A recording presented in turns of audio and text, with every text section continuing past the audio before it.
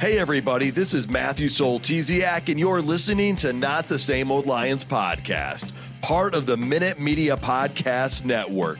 This season, it's all grit. I speak with a variety of guests and interview key players, gaining more insight on what makes this team go. The Detroit Lions are now in a new, grittier era, and we look beyond just the kneecaps when it comes to the analysis. Welcome to another episode. In this episode, we preview the Detroit Lions Week 7 matchup against the undefeated Minnesota Vikings. We'll speak with a reporter who covers the Vikings to go along with our own insights on the game. We'll also look at the recent moves by the Lions, including the Alim McNeil extension, and what moves might lie ahead for the rest of the team. Let's get to it, Lions fans. This is James Williams, and you're listening to Not the Same Old Lions podcast.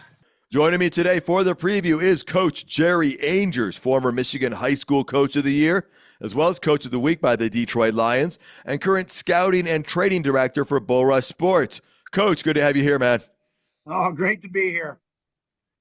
All right, we got quite the matchup, and also joining us is James Cook, the senior sports writer for the Traverse City Record Eagle. You can also hear him on the Get Around podcast that drops on Mondays. James, good to have you here too.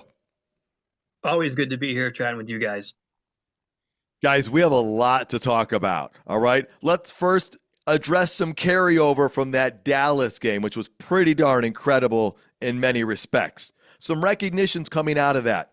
Only 6 kickers are perfect on field goals this season so far. Jake Bates is one of those 6. I guess there's 3 kickers in the NFL that are perfect for field goals and extra points. But only 6 are perfect for field goals. Jake Bates is one of that. That's pretty impressive. He had a great game. The offense had a great game. First time since 1962, the Lions scored 40 points plus in back-to-back games. The offense wasn't the only thing doing the job, though. Brian Branch, Defensive Player of the Week, and that was well-deserved.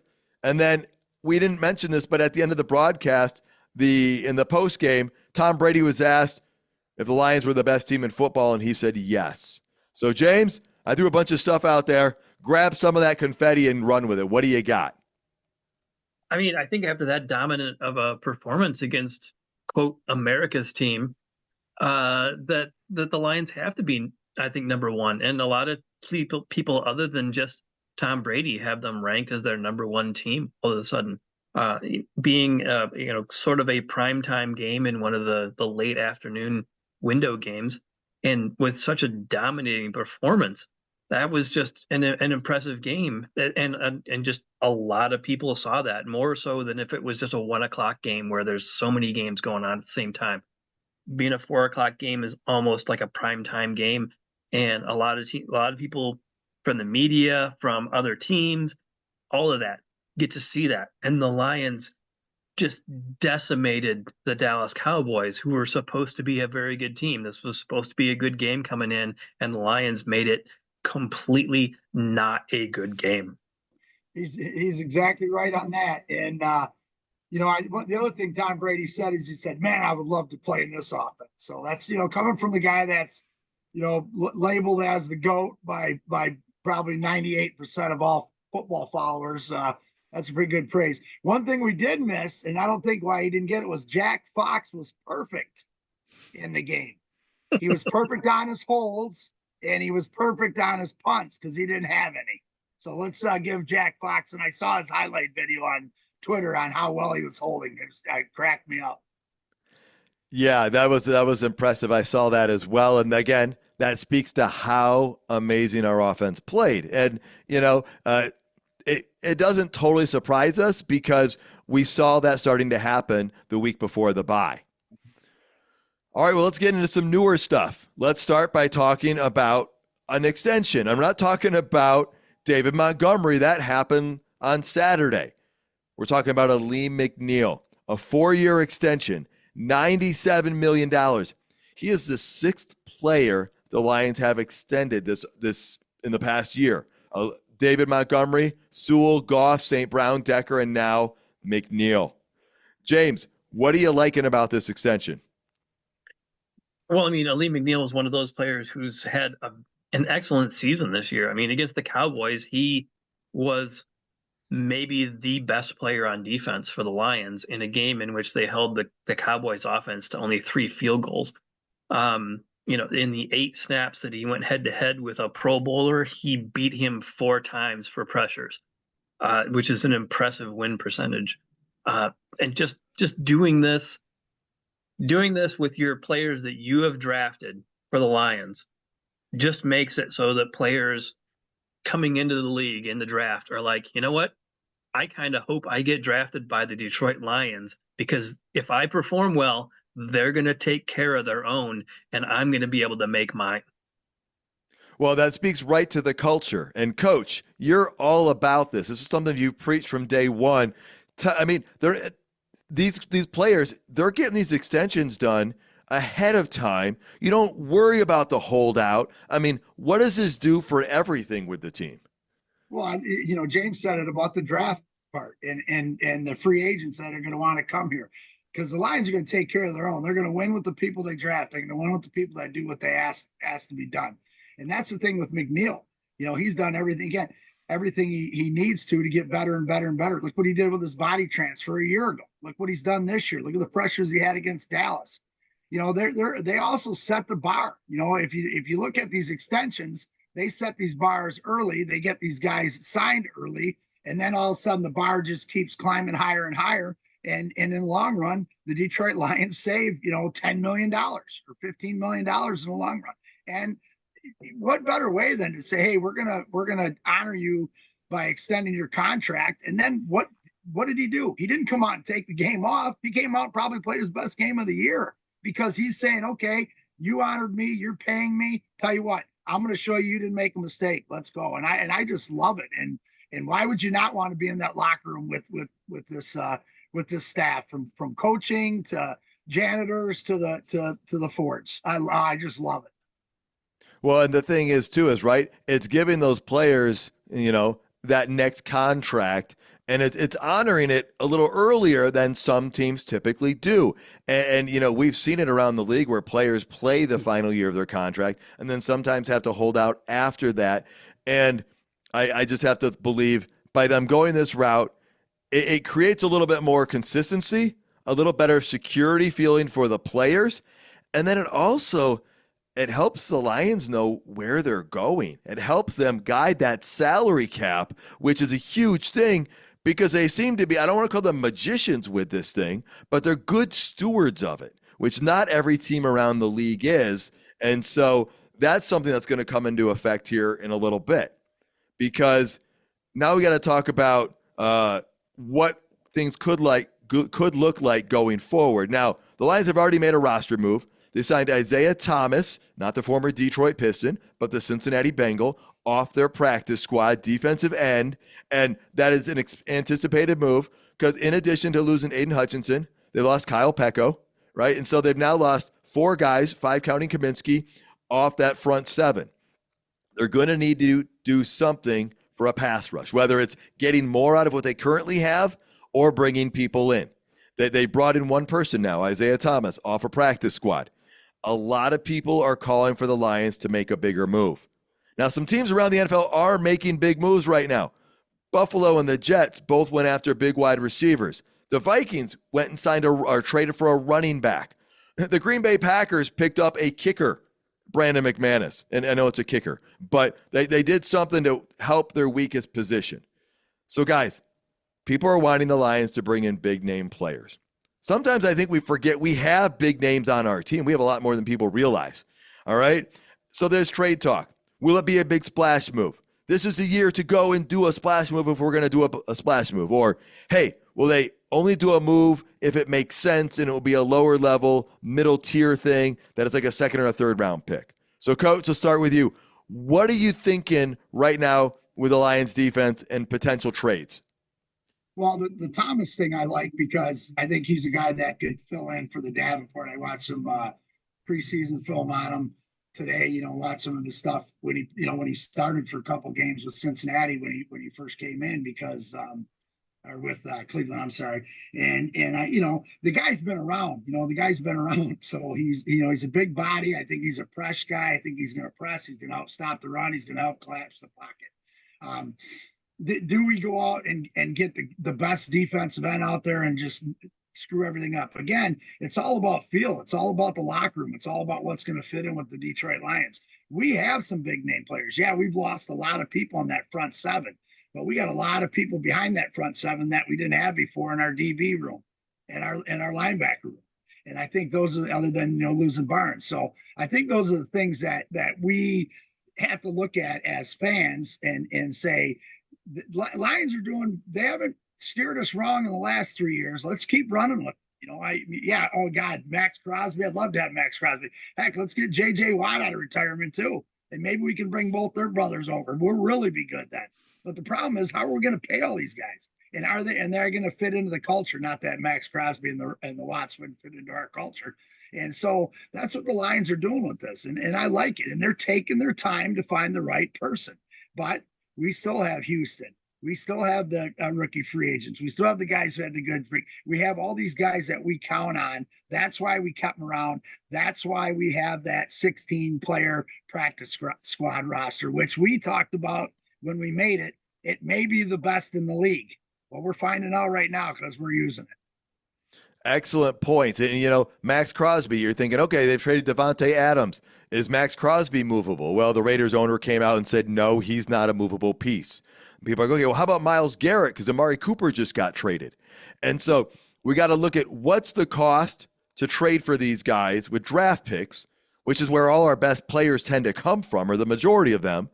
And then what's the salary cap cost if you're going to sign them? Like Hassan Reddick, he wants another deal. He wants a big paycheck. And here's the thing, Levi Onwuzurike and Derek Barnes and Aiden Hutchinson and Kirby Joseph, they're going to be up for contracts before too long. So that is something we have to take into consideration as well. But there are still options out there. James, how are you seeing all this stuff play together? And what are you wanting the Lions to do? What are you hoping they do, or what do you think they might do? Are you ready for me to talk for like 20 minutes? We'll take the abbreviated, the Cliff Notes version. I don't see Brad Holmes making a big splash move. Max Crosby is out of the question. The Raiders want multiple number one picks. He's not going to do that. He's never shown the willingness to do that with Detroit. Draft picks is where he makes his money, so he's not going to trade prime draft picks away. Guys that you could maybe get for lower draft picks, you might see some guys. I don't think that they're going to be dramatic impact players. They're going to be rotational guys. They're going to be situational guys. Uppercase, scenario. You're looking at maybe they get Harold Landry or Arden Key from the Titans, who have previous work with Terrell Williams, who's the Lions defensive line coach. Key's more of a rush linebacker, and Landry's a little bit more of a defensive end. But Landry's making pretty good money this year, $17 million. So that's going to be something that they would have to take on. Do they have the cap for that? Yeah, they do for this season. Arden Key is very cheap. He would be the cheaper of the two to bring on, and would be somebody that they could probably get for lesser compensation draft pick wise. If you're going to swing for the fences, maybe you go at Trey Hendrickson with the Cincinnati Bengals, but I think that they think that they're still in contention enough that I don't think that they'll trade him. He would be the perfect guy to put opposite Hutchinson in this scenario, where he wouldn't cost so much draft capital and so much money. He's still going to be expensive, but not prohibitively so much. And he's a guy who can play every down, kind of like Hutchinson. So you'd have two every down ends next season. So he'd be a great guy. Hassan Reddick, I think, is off the board. The thing that most people don't realize about the trade between the Eagles and the Jets is that the Eagles put a poison pill in that trade, that if the Jets turn around and trade him to an NFC team, that third round pick becomes a second round pick. The Jets are just not going to do that. So I don't think that is realistic at all. I don't know if he's even a culture fit, really. He's He's a pass rush guy only, not an every down linebacker. So he's basically a more proven James Houston. That's all you're getting. You're getting a third down pass rush guy. Other guys, I mean, people have been throwing around names of Trayvon Walker. I don't know why the Jaguars would trade him at this point. He's only a couple years into his rookie contract. People keep bringing him up for some reason. I don't think the Jags are going to move him. The Jags would be more likely to move on from Josh Allen, the other Josh Allen, who's 27. He only makes a base salary of $2 million this year and then $7 million the year after this. So reasonable contract. After that, his contract balloons huge, but you'd cut him by then and you wouldn't take those hits, whatever. More realistic options would be, I think, Zadarius Smith from the Browns. The Browns, obviously, with the Amari Cooper trade, showed that they are sellers. Zadarius Smith is 32 years old, but still productive and a big enough base end that he can play 3 downs. And he's pretty cheap, really. So, I mean, I think he's maybe one of the more realistic guys. You've got other guys like Emmanuel Agba from the Dolphins, but I don't think that they're ready to call it a day either. And Calais Campbell from the Dolphins. And then, Jerry mentioned earlier, J.J. Watt, bring him out of retirement. I don't know. That's a pipe dream. And then other people have said, hey, why don't we just take a swing and bring in Ndamukong Suh out of retirement? And I'm like, what? He hasn't played for over a year. I mean, if you want to sign him for a minimum contract and just give him a tryout, okay, sure. But I don't think he's a solution to a whole lot other than playing maybe 10 snaps a game. Yeah, and J.J. Watt already shot down the idea of coming out of retirement on social media and said he enjoys his cups of coffee and his walk in the morning.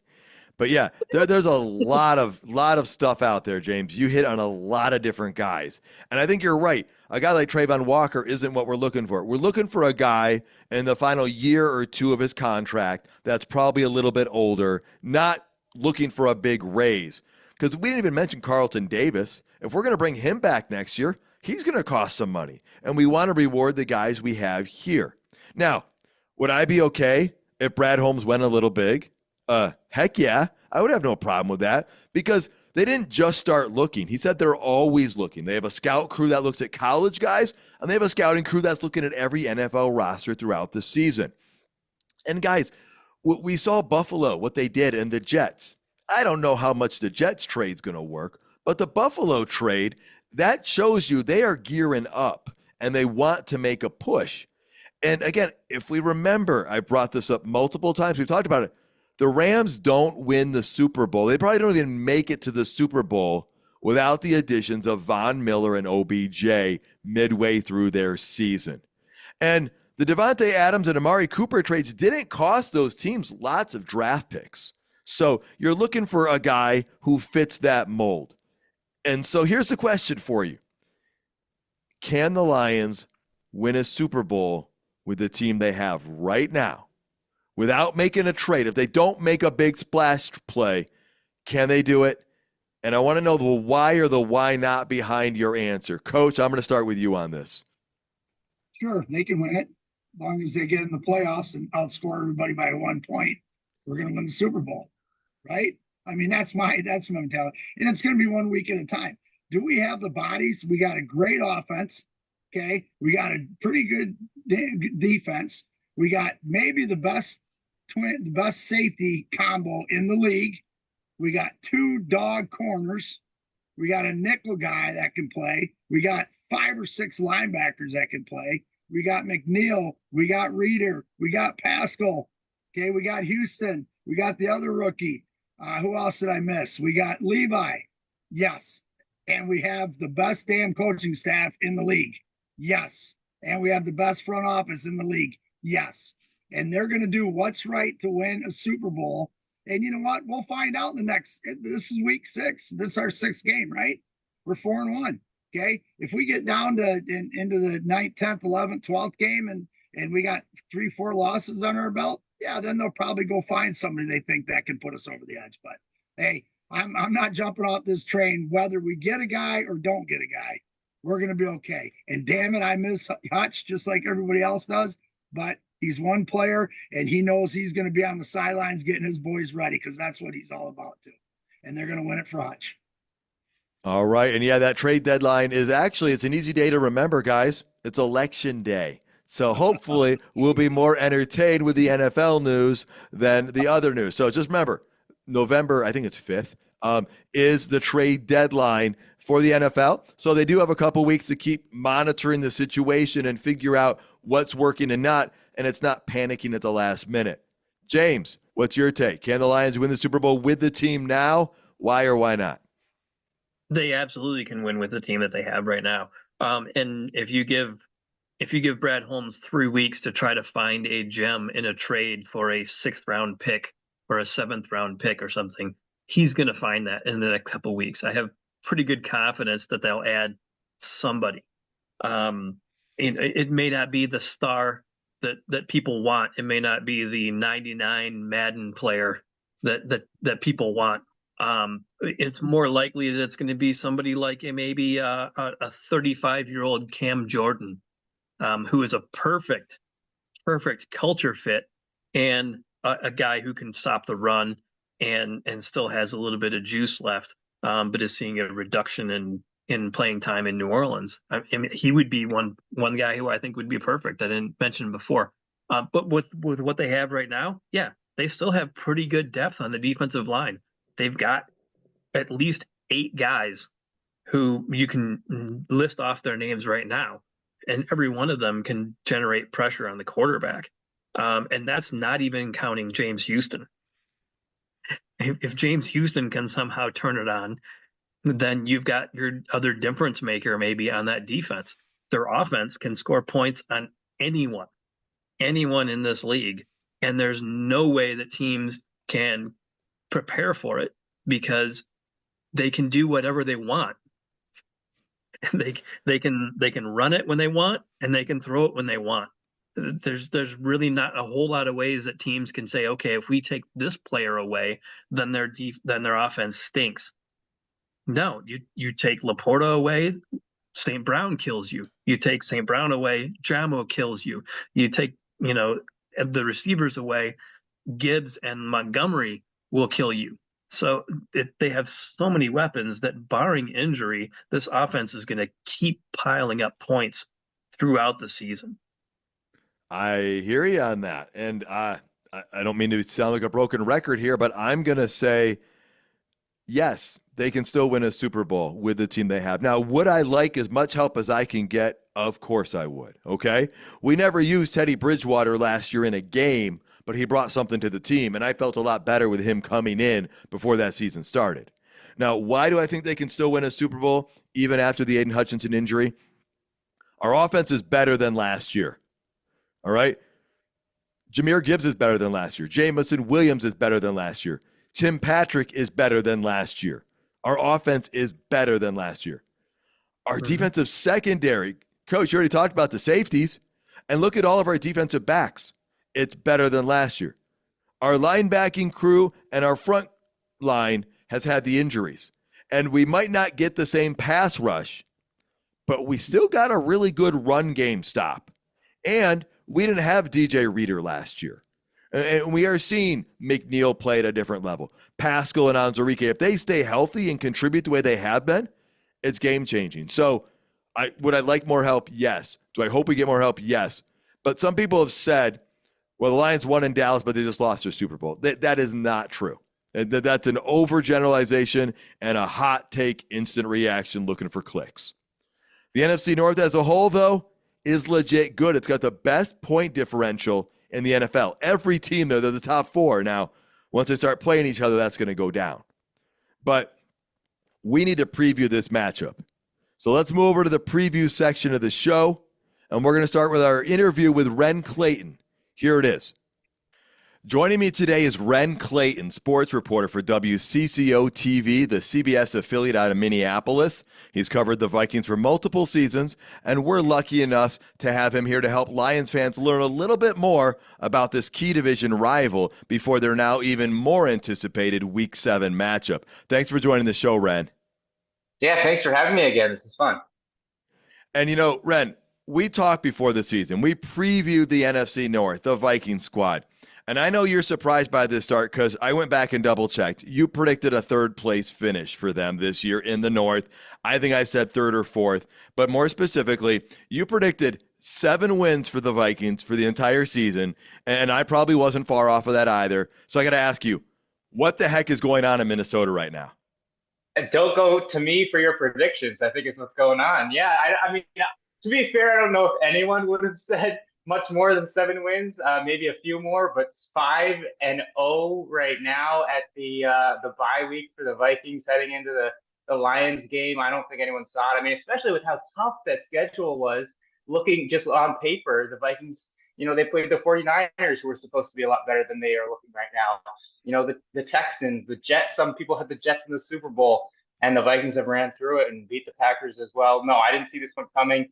The Vikings, just holistically, briefly, the defense is so much better than we thought. They're clicking. They're doing crazy stuff. Brian Flores and Sam Darnold has looked sharp for the most part, and better than he's ever looked before in his NFL career. All right. Well, I think those you mentioned a couple of the reasons right there as the reason for this big start. So let me ask you. You're surprised after the 5-0 start, but how are you feeling? Do you feel like this is a legit 5-0 start, or do you think this might be a kind of like a couple years ago when they were very fortuitous in a number of games and had a really good record? I don't think it's like a couple years ago when you could have said, yeah, a couple things went their way and the record, they were winning by a couple points here and there. They had only won by 1-score games for like almost the entire season a couple years ago in Kevin O'Connell's first year as the head coach. I just don't see it that way this time around because of some of the ways they're winning and the teams they're beating. They just look better. And, after the first game, you're like, okay, well, it was the Giants. That's not necessarily a great team. And then the next game, you're like, oh, well, okay. Now that's a real win right there. And then they did it again and again and again. So, yes, I think it's for real. I think you can't take anything away from them at this point. They've proved it over and over again. 5 wins is, yes, it's early, but it's still 5 wins in the NFL. It's not super early. There's 17 games in the regular season, and they still, they've had some injuries throughout the way. Jordan Addison didn't play for a couple weeks. Inside linebacker Ivan Pace didn't play. T.J. Hawkinson still hasn't played. We're not sure when he will play, and he's obviously a huge playmaker for the Vikings. So, yeah, I think it's for real. They're one of 2 undefeated teams in the NFL right now. All right. Well, you've already alluded to part of this, but the things I see are defensive improvements, which does not surprise me with Brian Flores. And then offense, it's Aaron Jones and Sam Darnold. There's a couple of the newcomers of the team from last year. So let's just start with the defense. They've been really good against the run, right? Only allowing 60.7 rush yards. I think that's number 2 in the NFL, and giving up 15.2 points a game. What's been the formula for this defense? What are you seeing out of this defense? And are they as good as those numbers kind of make us believe them to be? I think they are as good as the numbers say. The stats aren't lying here. I want to really highlight Brian Cashman came in, was with the Houston Texans before this. He was one of many players brought in this offseason. We can mention Jonathan Grenard. We can mention Andrew Van Ginkel, who's already had 2 touchdowns defensively, 2 pick-sixes. But, yeah, Blake Cashman came in. He has the green dot. He's calling the plays, took that over for Jordan Hicks, who left in free agency. He's one of 2 inside linebackers, and he is having a career year already. He's balling out. I think, there's the one highlight from a couple weeks ago when they played the Jets, and then Cashman with a rush comes around, Aaron Rodgers sliding to his left, and like a Superman, move, Cashman gets his hand on the throwing arm of Aaron Rodgers, forces that interception. He's flying around, and that plays a big factor in the pass game and the run game, especially. Obviously, there's a lot of good pass rushers on the team, but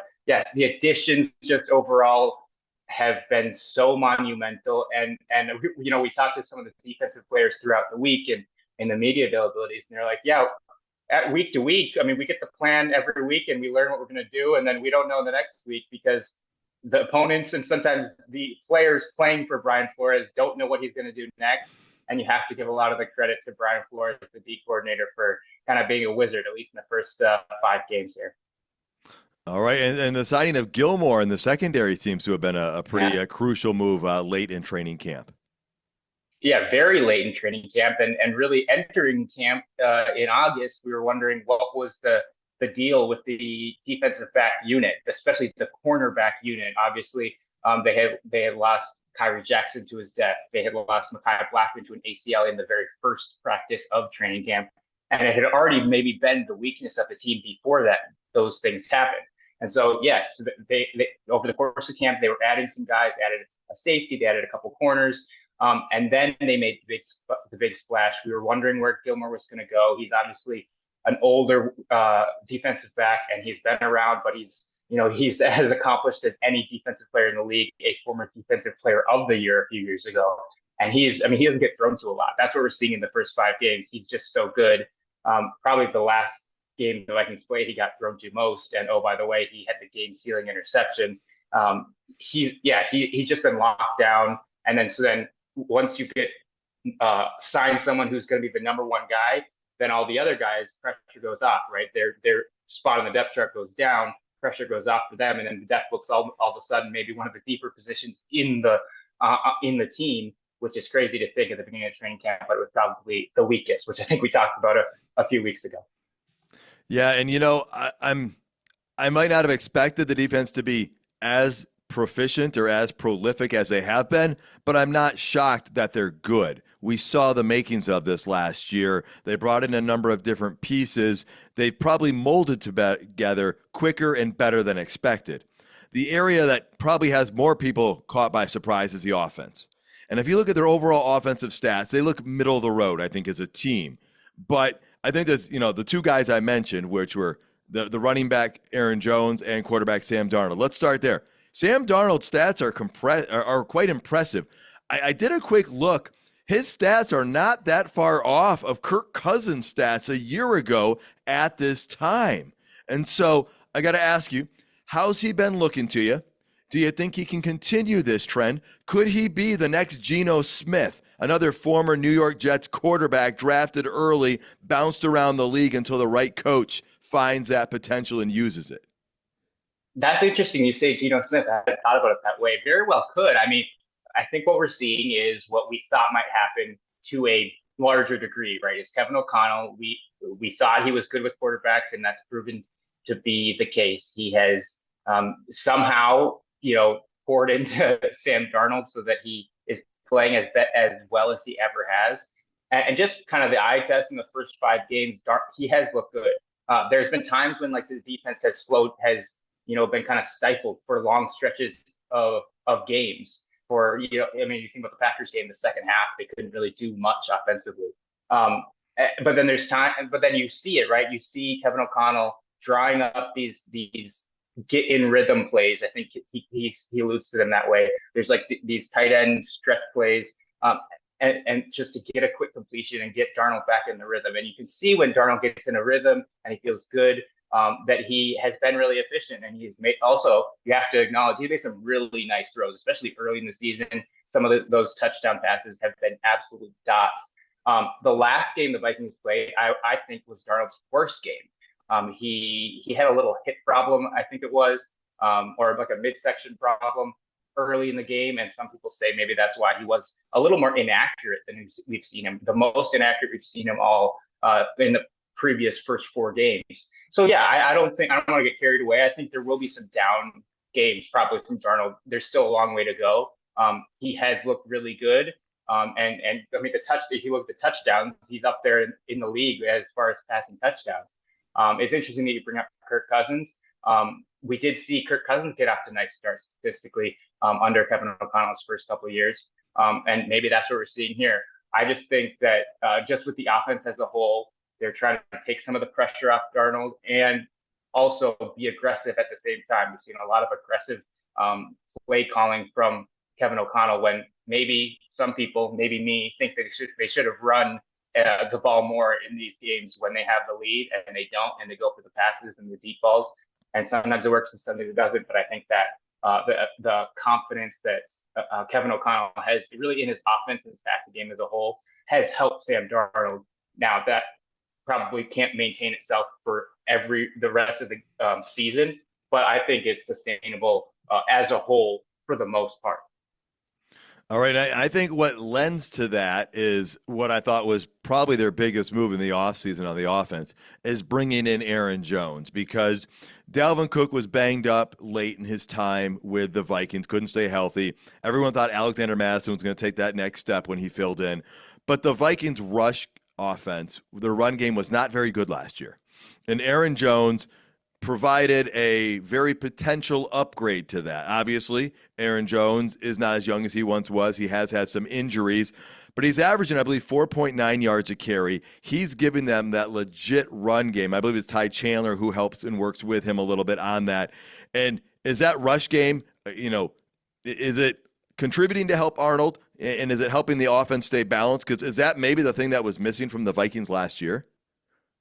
Definitely one of the most glaring problems last year offensively was, pretty much couldn't run the ball. I mean, except for a couple games, it was just terrible. This year, it does look a lot more balanced. They definitely still throw more, but that's the NFL these days, and it makes sense. But I mean, you should imagine, you think about Aaron Jones's career with the Packers, you always see him, those signature runs, if you want to call them that, bouncing outside. And in the first game, I think, of the season, we saw him bounce around the outside multiple times. Yeah, he has looked really good, and we wondered about the age too, the drop off. It hasn't come up so far. He did get injured in the last game they played, so as we record this, we're not sure what his status will be for the Lions game, and that, I guess, plays into his age, right? The injury concern is there, and he's had injuries over the course of his career as well. But overall, they're much more balanced. Aaron Jones has looked good, and when Aaron Jones had to leave in the last game due to that injury, Ty Chandler is a step down. Ty Chandler is good. He has a lot of speed, but he's a significant and noticeable step down from Aaron Jones, who's he's a former Pro Bowl player. He's a legitimate running back, and the Vikings haven't had that since Dalvin Cook was in his prime, probably more than 2 years ago, 3 years ago. All right, so just looking at this Viking squad overall, what would you say is the strength of the team right now, and what would you say is their weakness? I say the strength is the mayhem at the defensive line of scrimmage, the pass rush, if you want to call it that. I mean, just you could boil it down to like Andrew Van Ginkel, who is a nightmare for every quarterback he plays. Jonathan Bernard had a massive game, 3 sacks a few games ago when he played his former team, the Houston Texans, who didn't want him and didn't want to re-sign him. And then he had his revenge game in the most, it writes itself kind of thing, a storybook. The pass rush, the edge rushers, the outside linebackers is probably one of the strengths of the team. But right now, 5-0, it's hard to boil it down to one because everybody's playing really well. But the defense, I mean, come on. The defense has all these coaches. We listen to the press conferences from the visiting coaches or the opponent's coaches coming into play the Vikings each week, and they always just have nothing but good things to say about Brian Flores and what he's doing and how tough their job is. And remind me the second part of your question. Well, is there a weakness on this team? What is the weakness? Obviously, being undefeated, a lot of things have to be working right. But if you saw something that might be vulnerable in the team that hasn't quite lived up to as strong as the other elements, what might it be? Maybe it's the O-line, interior O-line. I don't know. It's hard to say because they obviously have had success, doing what they want to do and get the wins. But I mean, you worry about when really accomplished defensive lines come in. Last week or against the Jets, Quinnen Williams, maybe the best interior defensive lineman on planet Earth. He provided some problems, and Sam Darnold was under pressure at times. And so that might be something that people can hone in on when they're playing the Minnesota Vikings. The Vikings tackles are pretty accomplished, especially left tackle, Christian Darrisaw. But besides that, the interior guards and center are not as accomplished. Ed Ingram, one of the guards, had not a very good camp, and he was kind of slow, and they played in getting up to speed, and how the coaches described it. and getting up to where they wanted him to be. He played a lot of the preseason games that none of the other starters did. So yeah, maybe that's a spot that could have improvement, and people will try to target when they come into play the Vikings. All right. Well, let's talk about the matchup here. If the Minnesota is going to beat Detroit, it's going to be because of what? What's Minnesota going to have to do? What are they going to do? Why is it going to happen if Minnesota wins this game? I think it'll be the defense again, right? Detroit has a lot of weapons offensively, as you know, and I think if the defense wins, the battle of the trenches, to be a cliche, I think that they can win. I think the offense, probably firepower, the Vikings have the edge there. So if the defense can kind of go hand in hand with that, hold Jared Goff and Amon-Ra St. Brown and all the play Jahmyr Gibbs and David Montgomery, if they can limit them and slow them down to a certain extent, I think that's where the Vikings get to win.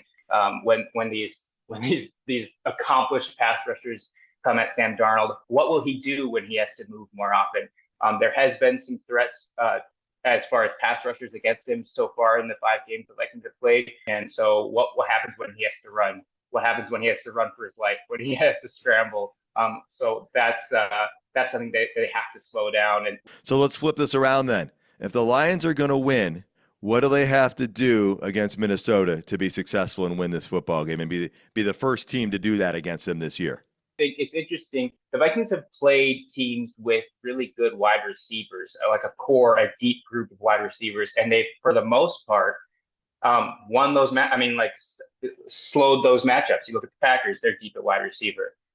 You look at the 49ers; their pass catchers as a whole is super impressive.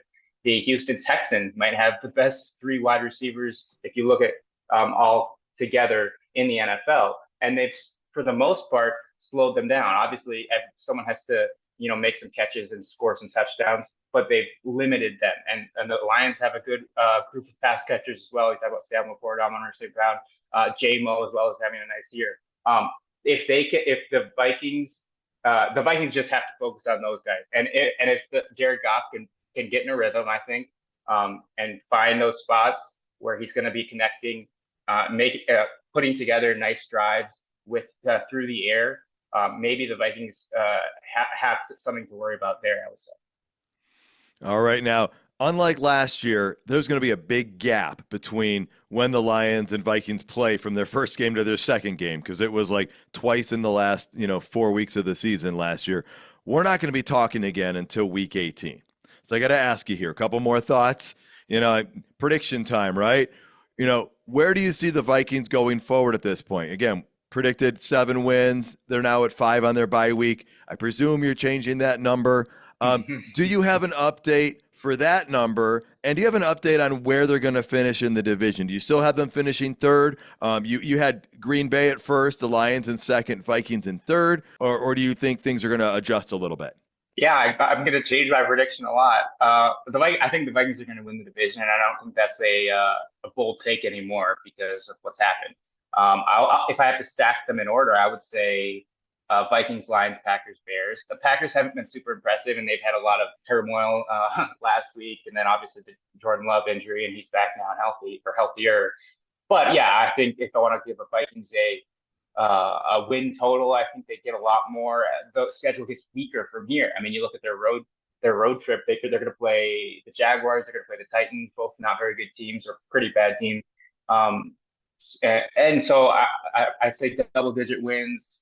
Let's see. I'll put it at 11 wins. How about that? I mean, that's pretty aggressive, I think. But they still haven't lost a game. So, but yeah, I think the Lions still look really good. They've got taken care of business when they had to. They had that one loss, but I think the Lions definitely make the playoffs. The NFC, they look good in the NFC, but I think the Vikings win the division. All right, there's no doubt the NFC North is living up to the hype of the preseason as being one of the best divisions in football. As we record this, the only division with nobody having a losing record in football. It's just a darn impressive start to the season for all of these teams, and it means it's going to be a battle royal as the season goes on. Ren, any final thoughts on the upcoming game for the Vikings versus the Lions? My final thought is I wish it was tracking more so that TJ Hawkinson would come back. I think we talked about this before the season started. How nice would that be, right? finally coming back from injury. And I do think once he comes back, he's not going to be limited in any way. So it would have been nice. Now he is back, practicing finally. He did travel to London with the team to play the Jets, but he obviously wasn't going to play then. I think it's a long shot that he plays against the Lions, but that would have been so nice to see that matchup.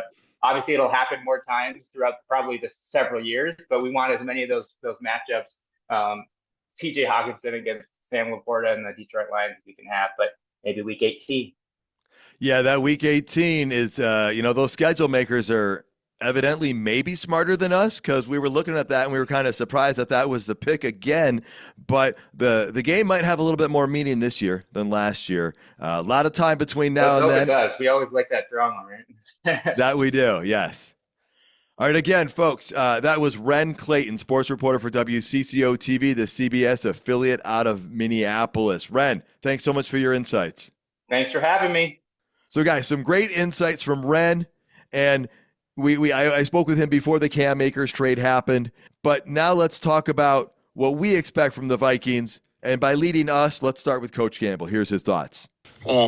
All right, what a test we're going to have this week. These guys are playing really good football, 5-0 at their place, 1-0 in the division for these guys, and active, opportunistic defense. Ball hawks, 11 takeaways. They're just, they're playing a high level. Okay, as Ren said, Coach said they're undefeated. We know this. Nobody saw this coming in. Coach, the Lions offense played amazing against the Cowboys.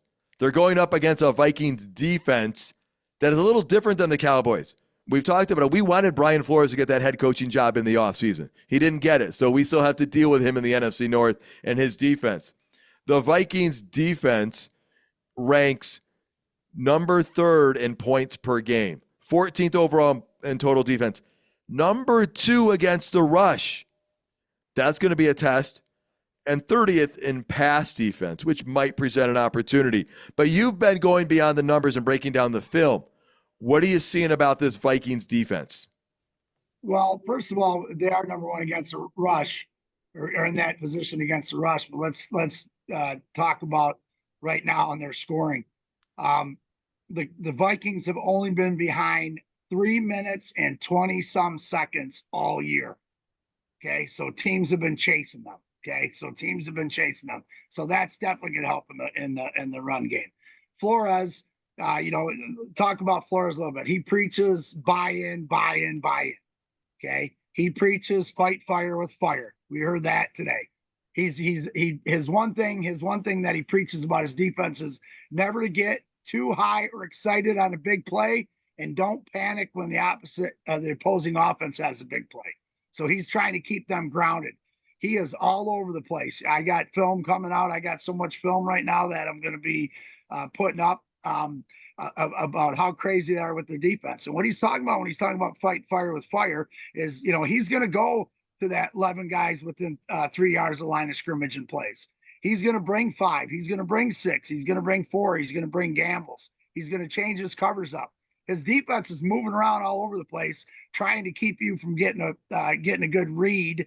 Okay, I showed a film today. I think I sent 2 guys, and I'll put it up, where Love checked out of something. They switched into another defense, and then Love had to make an adjustment from that defense. So, they're going cover 2, they're going man under, they're going quarters to halves, they're manning people up, they're disguising, and they're bringing the blitz. And he's one of those guys that's going to bring it. He doesn't care in that situation. And I think that's what he's talking about, fight fire with fire. If we got such a great offense, he's going to try to exploit us by these different blitz packages and stuff like that. And, they got some players over there, and they have bought into it. They've bought in. So, they picked Love twice. Granted, Love had just gotten back off an injury, but they still picked him twice. They still rattled Love's cage, and they went into, Love is, and I'm bringing up Love because that's one I watched mostly today. They know that Love wants the big play, the big pass play. So they're set their coverage up for that.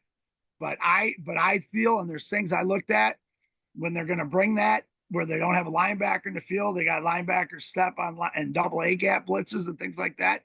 on a 3rd and 10, 4-down territory for the Detroit Lions, there's 2 plays. I see these different things, and I'm looking at it going, the Lions are going to run against that because they know they can get that seam. And if Gibbs and Monty get to the second level, which is what they did all last week, there won't be anybody there to tackle them until 20 yards down the field, just like the Cowboys. So that's one of the biggest things about their stats. And I think it's going to be, it's Johnson against Flores. It's 1v1. The best coordinator, offensive coordinator in the league against possibly the best second best defense coordinator in the league, because we own the number 1. And so this is going to be a fun game to watch. And we'll see, with all his gambles and all his blitzes and all his coverage schemes and guys bouncing around and not lining up right, they got caught at least in those 5 games 15 or 20 times where guys were still trying to move to the position they wanted to get to when the ball was snapped. Okay, you guys will see it in the game. And I'm going to tell you right now, what did we do against the Cowboys? Quick snap, J-Mo, touchdown. Dallas was not even lined up on it. So, Flores, you better get you. If you're going to fight fire with fire, brother, you better have your boys lined up in time, or touchdown, Lions. Excellent points. James, how about you add to that? What are you seeing out of this Vikings defense going against the Lions offense? This Vikings defense has played, coming into the season, we didn't really think that much of the Vikings. I almost thought that they might be the worst team in the division. Just based on their offseason, they had so many injuries in the offseason and players getting in trouble. They had the unfortunate accident where one of their draft picks was killed in a car accident, and that was a defensive player at cornerback. They had another corner tear his ACL. So I mean, realistically, I didn't expect that much from the Vikings, but man, have they just proven me wrong and impressed in this first 5 games of theirs. They've held 2 teams under 10 points in the NFL through 5 games already. That's hard to do. I know one of them's the Giants, but one of them's the Houston Texans, who is supposed to be one of the best offenses in the league. So I mean, and then they held the San Francisco 49ers under 20. They held the Jets under 20. The Packers scored 29 on them, but that was largely coming from behind after they had gotten a big lead on them. So it was kind of playing against a prevent defense. Their defense has been incredibly solid this year. Their offense, I don't know, against the Lions defense, I don't know how they're going to perform. All right, well, we'll get to the Vikings offense in just a minute here. But let me throw in a couple more things about the Lions defense here, or the Vikings defense. The Lions offense is going to be tested with a running game, right? I mean, we saw how well they did against Dallas. They literally pushed that defensive line backwards. That players weren't being touched. But the Vikings rush defense, have you been able to keep an eye on that? I mean, they have been really good at limiting other teams. They're only a couple spots ahead of the Lions in rush defense. They are second and the Lions are third, but the Vikings are only allowing 67 yards per game on average. Now, part of that could be, Coach brought it up, they've been trailing very little, so other teams have maybe had to get one-dimensional. Maybe that's playing into it, James? I think a little bit. Also you look at who they've played. I mean, they've played the Giants, who don't really have a star at running back anymore since Saquon Barkley left. They played the 49ers without Christian McCaffrey. They played Houston, who had both of their top 2 running backs out in that game. They played Green Bay, who, has been getting decent production out of their running backs, but not overwhelming amounts. And the New York Jets offense, who's, we've expected Breece Hall to have like this big breakout season this year, but he kind of really hasn't. All right, and it'll be interesting then on the passing attack if the Lions are going to take advantage of that potential weakness. Coach talked about Flores going to put a whole bunch of guys right up on the line and then drop some people back into coverage right away to disguise some of their looks to try and confuse the Lions offense, or how's that going to look? And so let's flip it around here. Before we do that, Coach, what do you want to add? Well, just one couple things is we have to dictate offensively against his defense. We have to set the standards. If we stay ahead of schedule, if we stay ahead of the chains, he can't get into these. He'll line up in his 4-3 defense or his front four. He'll have 4 down linemen. But if you get to second and long and third and longs, he's gonna turn it out and bring those packages in. And I think that's one of the things we have to do. We have to establish a run first to stay ahead of the chains. Once we do that, we're going to be in good shape. The key is when we get over into the Dan Campbell 4th down territory, 4 downs to get a first down, which I think that starts even at our own 20, if I'm not mistaken. Then that's the thing where we could, we get into that. And if they come in with these blitz packages and these coverage packages on, let's say, a 3rd and 10, there's one of the plays I watched against the Packers. I'm looking at that going, Detroit's running the ball, and they're gonna get the 4th and 4 or 4th and 3 or 4th and 2, and then they're gonna be able to open the playbook up. So that's the key with beating a defense like Flores. The key is staying ahead of the stick, staying ahead of the chain, staying on schedule, staying in your script, and being able to run the plays that you practice to run on, and then make adjustments at halftime with any different twist, which I think he's going to have some twists coming in because he hasn't really had to use them in the first 5 games. All right, and that defense will be tested because the Lions offense now is ranking number 1 in the league in points scored with over 30 points. Rushing offense and passing offense are both 4th in the league. You got to love that consistency right there. So let's flip it over to the other side, though. What do we expect? Lions defense now against the Vikings offense. James, let's start with you on this one. What are you seeing here? I mean, the Vikings rush game depends on kind of whether Aaron Jones is available, and it seems pretty 50-50 on whether that's going to be a possibility. They traded for Cam Akers the other day. That to me says that Aaron Jones that there's something wrong there, and they're getting an insurance policy. Tyson Chandler has been a decent backup running back, but hasn't blown the doors off when he's had the opportunities to be the lead guy when Jones has been dinged up. So, and Cam Akers is a guy who comes in with some experience in their offense. He played for him last year, so he's somebody that they can just slide in right away. He doesn't have to relearn a playbook or anything. He was there last year. He knows it. So he's somebody who can kind of come in and do that right away. But is he Aaron Jones? No, he's nowhere close to Aaron Jones. He's been with 3 teams in the last 3 years. So I think it kind of starts there. If the Lions take the run game away and make a team one-dimensional, we've seen what they can do. That defensive secondary can take a few chances here and there, and they're going to turn them into interceptions. Now, I think you're right on that because even though the Vikings rank 5th for points scored in a game, their total offense ranks 17th, with their rushing offense being at 20 and their passing offense being at 19. So, I think their defense has probably helped score some points for them. This is the 2nd year in a row the Vikings have traded for Cam Akers, for those of you keeping score at home. So, a fun little stat there. Coach, weigh in on this. What are you seeing out of the Vikings offense against this Lions defense, which, again, the Lions defense, they are ranked number 3rd against the rush in the NFL.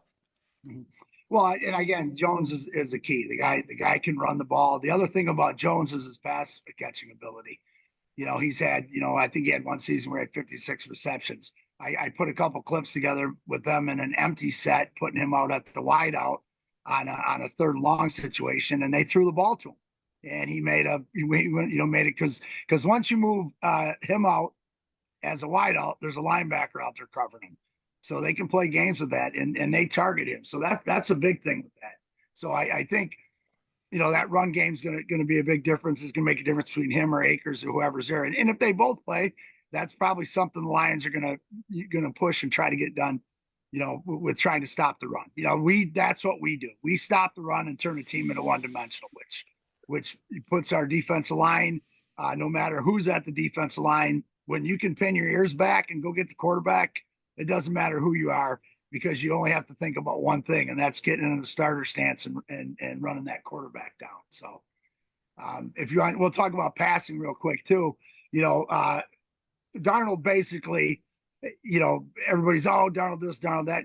He's a high draft pick. He's finally got an opportunity to show people what he can do, and he's answered the bell.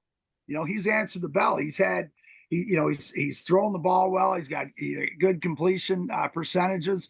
For instance, a couple of the ones that stuck out with me, his deep middle completion percentage is 78%. Okay, 78%. And then his short routes are 79%. Of course, when you have probably the best wide receiver in the game and you're throwing those short routes to Aaron Jones and those guys, you're gonna, your numbers are gonna be up. The other ones he's a little shaky on. Last week against the Jets, he only completed 45% of his passes.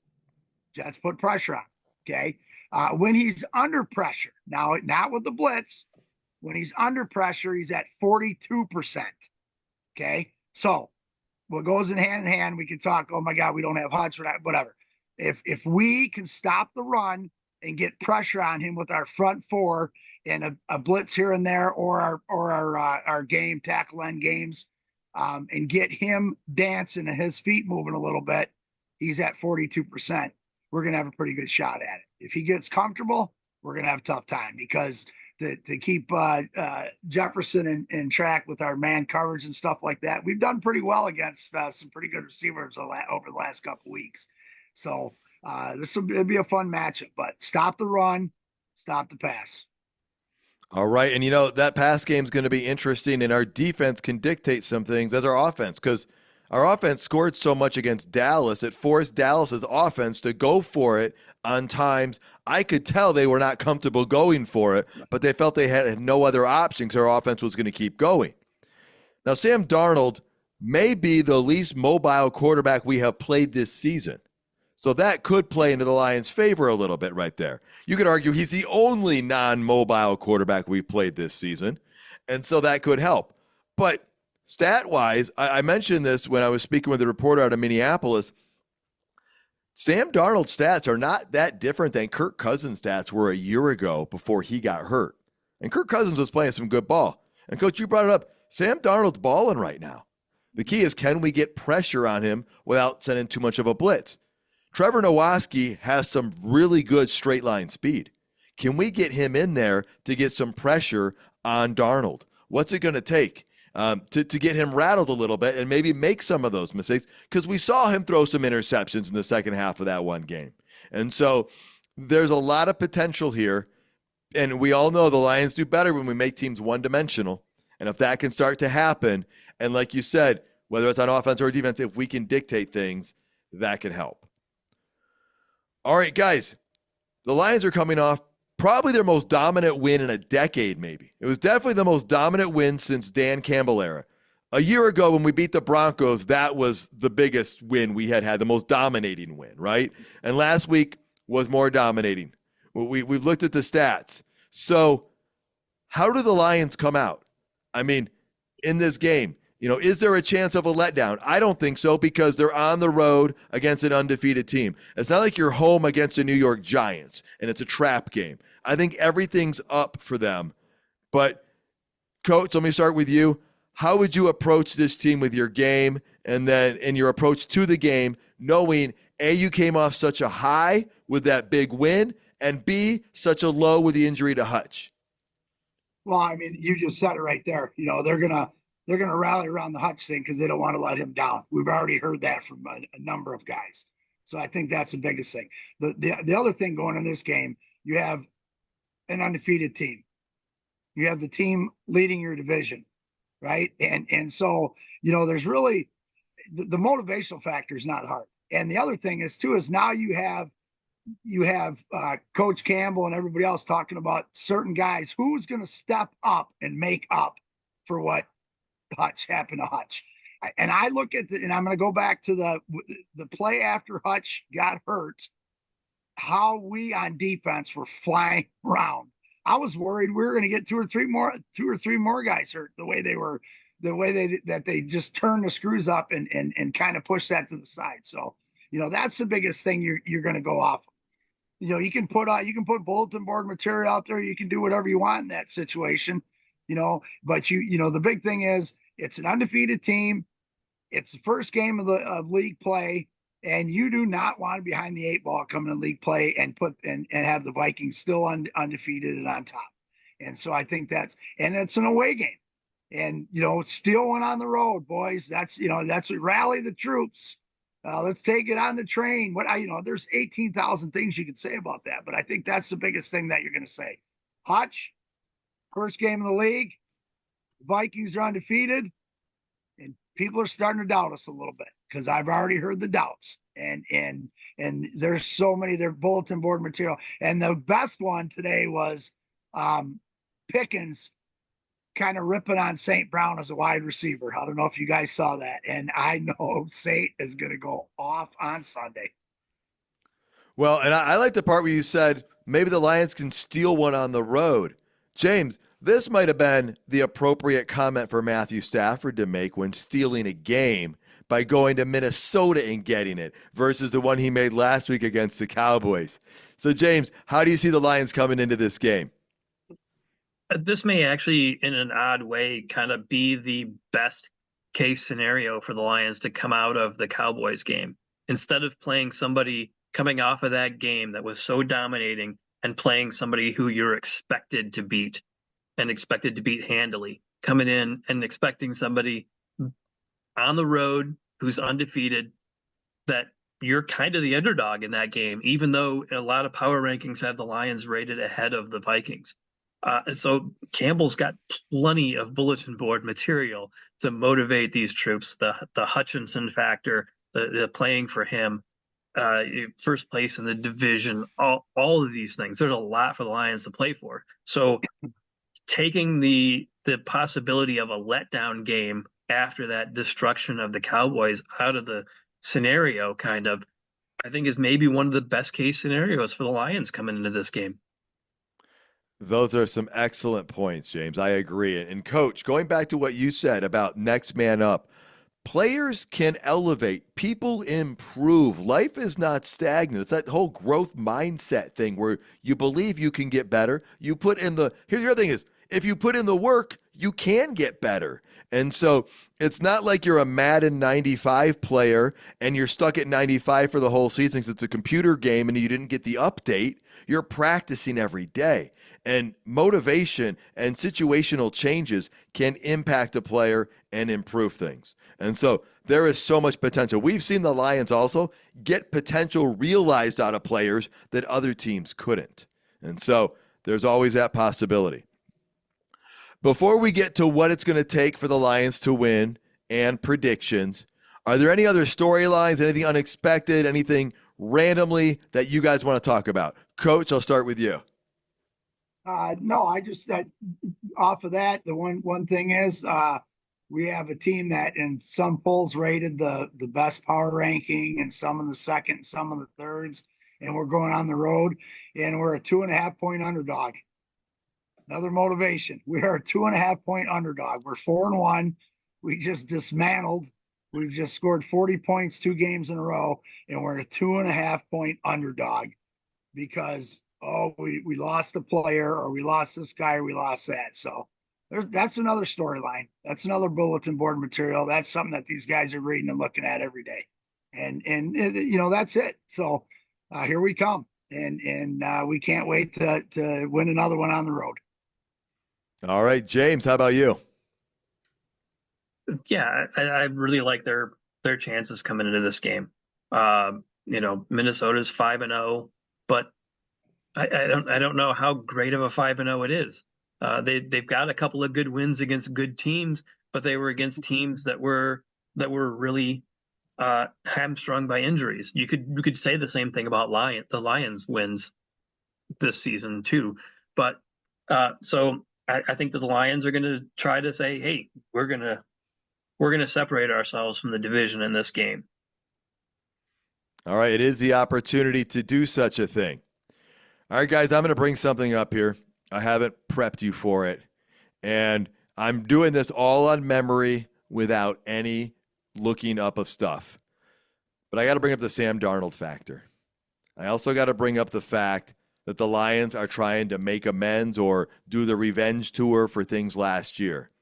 I want to point out that Sam Darnold was the quarterback for the Carolina Panthers 2 years ago when things went really bad. Now, I know the majority of that damage was done due to the ground game, but Sam Darnold was the quarterback.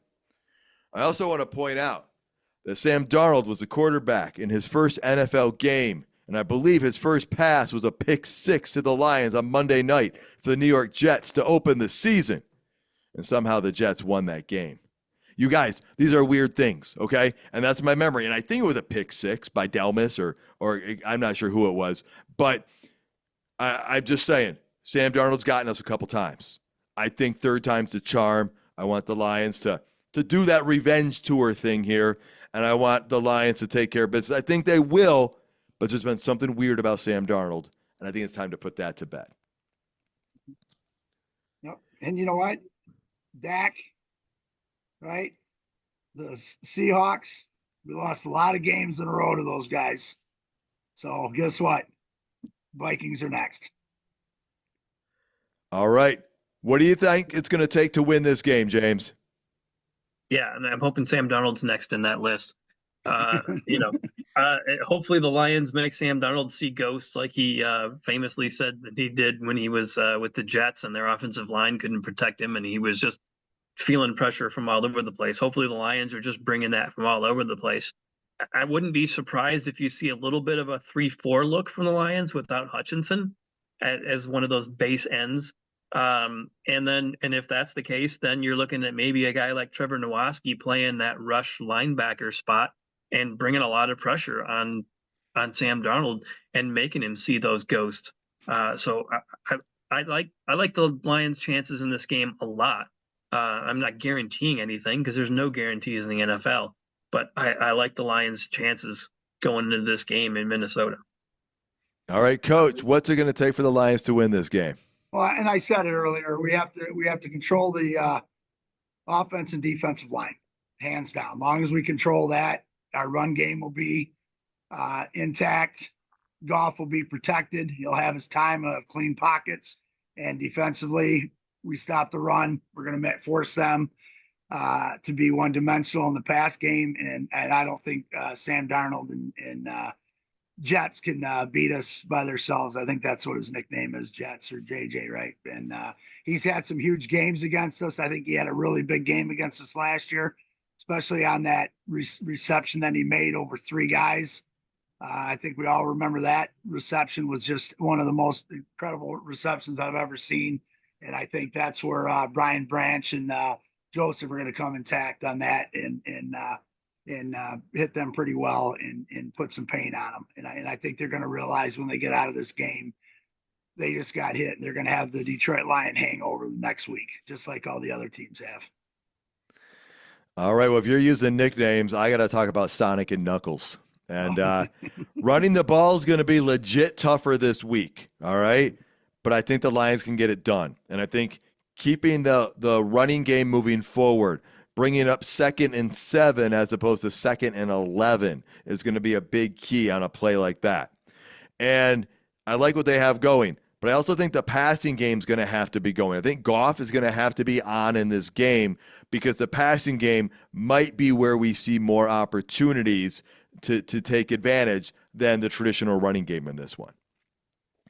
All right, predictions. Again, folks, we don't always predict who's going to win the game. We don't always predict the score. We predict what we think's going to happen. And I'm going to tell you right now, this game's tough. I know we've already lost one game this season to Tampa, but I think this is legit our toughest test of the season to this point. And so we're on the road against an undefeated team. And I think this is the toughest task. So let's get into predictions, though. Coach, to start with you. You have any predictions for this one? We're going to win the rush game, and we're going to win the turnover battle. We're going to take care of the little things, and the big things will take care of themselves. All right, James, how about you? Yeah, I think as long as the Lions can avoid letting penalties be something that decides this game, I think that they've got the advantage almost everywhere aside from Justin Jefferson. It's easy to just say, oh, well, just put two people on Justin Jefferson and then, but I mean that's much easier said than done. But they got the Clay Martin reffing crew in this game.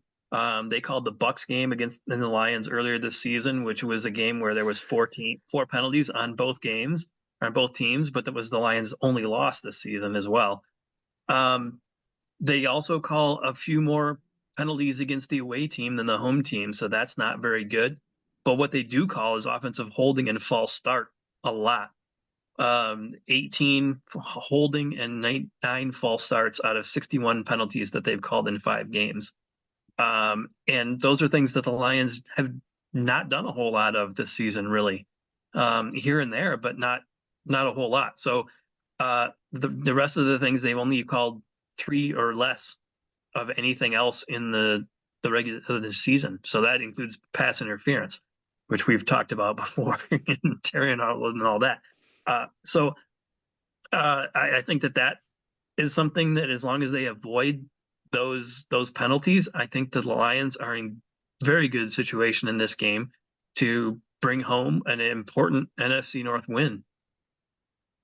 All right, and I love that the reffing crew breakdown as well. I appreciate those insights. That gives us a little bit more to look at. Coach, I love that win the rushing game prediction. I think the Lions are going to outrush Minnesota as well. I love that one. I'm going to predict that Jared Goff throws for 300 yards again. I think that's going to happen in this game. That's going to be my prediction. It's nothing too crazy, and I hope you're right on the other one, winning the turnover battle. That's a nice one too, and that would bode well for us. All right, folks, that's our show. Thanks for sticking around this long. Thank you so much for tuning in. You can find more episodes and content at notthesameoldlions.com. Tell your friends and family about the show. Like, comment on socials. Please subscribe regardless of your listening platform. And until next time, stay gritty, my friends.